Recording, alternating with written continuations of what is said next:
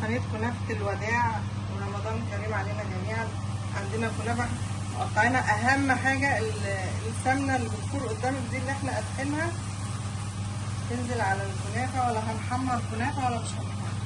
احنا قدحنا السمنة نزلنا بيها على الكنافة.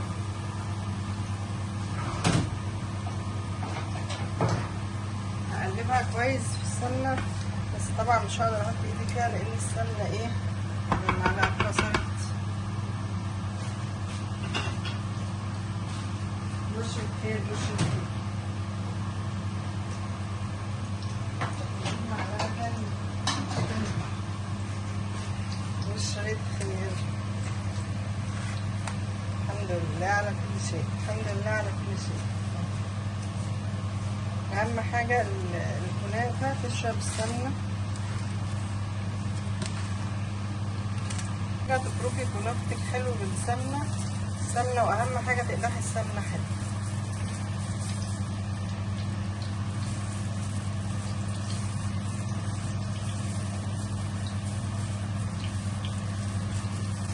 بعد ما اتأكدت ان الكنافة دخلت فيها السمنة كويس جدا قسمتها نصين. احنا مش هنعمل فيها ولا كريمة ولا اي حاجة، احنا هنعمل كنافة امي وامك وجدتي، مفيهاش اي حاجة. ظبطت الكنافة بتاعتك تضغطيها جامد، معاك المكسرات بتاعتك ايا كان المكسرات، سوداني، زبيب، جوز هند، وعليهم شوية السكر. ربنا يخلي زادك في بقك وبق ولادك وجوزك، من غير مكسرات خالص برضو حلوة. الحمد لله والشكر لله على كل حاجة. حطينا مكسراتنا، اهم حاجة تبعدي عن الحروف.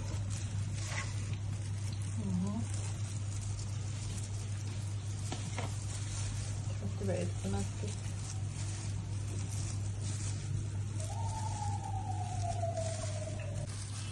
معانا كده احلى صينية كنافة وما خدتش 10 دقايق بالظبط.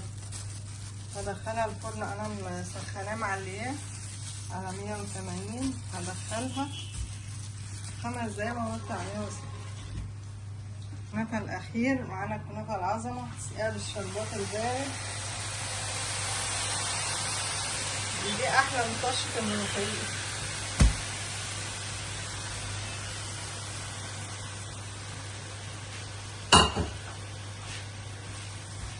يلا كنافة الوداع، وينعاد علينا وعليكم رمضان بالخير يا رب.